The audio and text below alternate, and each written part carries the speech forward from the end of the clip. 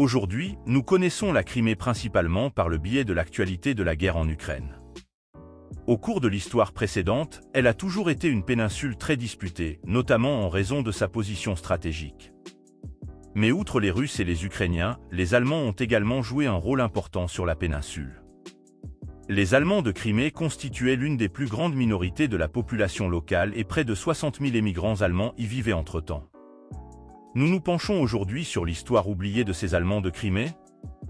Comment se fait-il que tant d'Allemands se soient installés sur la péninsule? Pourquoi ont-ils soudainement disparu et comment se portent les derniers survivants aujourd'hui? C'est à toutes ces questions que nous nous intéressons dans la vidéo d'aujourd'hui. Amusez-vous bien! Pour comprendre l'histoire passionnante des Allemands de Crimée, nous devons d'abord remonter au Moyen Âge. En effet, à partir du milieu du XIIIe siècle environ, la Crimée a été conquise par des peuples turcs mongols, également appelés Tartares, qui allaient marquer l'identité de la Crimée pour les siècles à venir. Ils ont donné naissance au Khanat de Crimée, dont l'identité commune reposait sur l'islam sunnite et qui est passé sous la souveraineté de l'Empire ottoman à partir de 1475. Il s'en est suivi une lutte séculaire entre les chrétiens orthodoxes de Russie et les musulmans sunnites de Crimée. Les Tatars de Crimée étaient si puissants qu'ils ont presque entièrement brûlé Moscou en 1571. Cela s'est gravé dans l'identité russe et la lutte pour la Crimée a été menée de manière de plus en plus brutale par les Russes.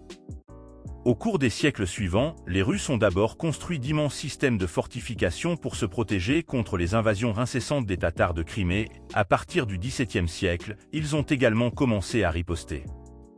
Commence alors la période des guerres de Crimée, au cours desquelles les Russes tentent à plusieurs reprises de conquérir la Crimée et d'éliminer les Tartares. Mais ils ne réussirent une véritable percée qu'avec le soutien de l'Autriche. Lors de la guerre turco-austro-russe, le maréchal général Burkhard Christoph von Münnich, d'origine allemande et au service de l'impératrice russe Anna, a dévasté la Crimée pour la première fois en 1736. Et c'est là que commence l'histoire des Allemands en Crimée. À partir de 1774, l'Empire ottoman a également reconnu l'aile d'indépendance de la Crimée, ce qui signifiait désormais qu'elle était intégrée à l'Empire russe.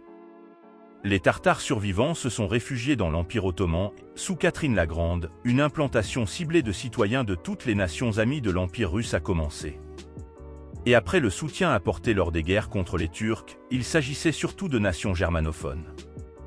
C'est ainsi qu'à partir de cette époque, des Allemands de la région du sud de l'Allemagne et des Suisses se sont installés en Crimée. De nombreux Russes et Ukrainiens sont également venus, ainsi que d'autres groupes ethniques alliés comme les Grecs, les Arméniens et les Bulgares. Les Allemands ont toujours constitué l'une des plus grandes minorités en Crimée. Jusqu'au début de la Première Guerre mondiale, 314 colonies allemandes ont été fondées sur la péninsule, où vivaient environ 40 000 émigrants. De grandes villes ont vu le jour, comme Friedenthal, Hellbrunn et Zurichtal. Jusqu'au début de la Seconde Guerre mondiale, le nombre d'émigrants allemands a encore augmenté pour atteindre près de 60 000. La Crimée comptait alors environ 1,1 million d'habitants, ce qui faisait des Allemands de Crimée un groupe ethnique déjà considérable. Mais les temps ont changé avec la Seconde Guerre mondiale. Les colons allemands, qui avaient jusqu'alors une très bonne réputation parmi les autres groupes ethniques, furent l'objet d'une grande haine après le début de la guerre. On craignait une collaboration avec les nazis en cas de conquête de la Crimée. Les dirigeants soviétiques voulaient donc chasser les Allemands de Crimée à tout jamais. Dès août 1941, presque tous les Allemands de Crimée furent déportés au Kazakhstan. Beaucoup d'Allemands de Crimée mouraient déjà des suites de la fatigue du voyage de plusieurs jours vers le Kazakhstan. Lorsque l'armée allemande s'empara de la Crimée peu de temps après, seuls 960 Allemands vivaient encore sur la péninsule. Les nouveaux occupants ont mené une persécution et un massacre cruel de la population juive de Crimée et ce n'est qu'en 1944 que l'Union soviétique a pu la reprendre. Mais les Allemands de Crimée restants et d'autres groupes ethniques étaient désormais dans le collimateur, car ils étaient accusés de collaborer avec les nazis. Entre mai et juin 1944, Staline a donc fait déporter les Tatars, les Grecs, les Bulgares, les Arméniens et presque toutes les familles germanophones restantes. Au total, ce sont donc près de 200 000 personnes qui ont été expulsées de Crimée. Ce n'est que dans les années 80, dans le cadre de l'idéologie russe de la perestroïka, que les expulsés ont pu revenir, mais entre-temps, la plupart d'entre eux avaient bien entendu commencé une nouvelle vie et peu ont profité de l'offre. On estime ainsi que sur les 2,5 millions d'habitants que compte aujourd'hui la Crimée, seuls 3 000 sont d'origine allemande, dont 250 seulement parlent l'allemand comme langue maternelle.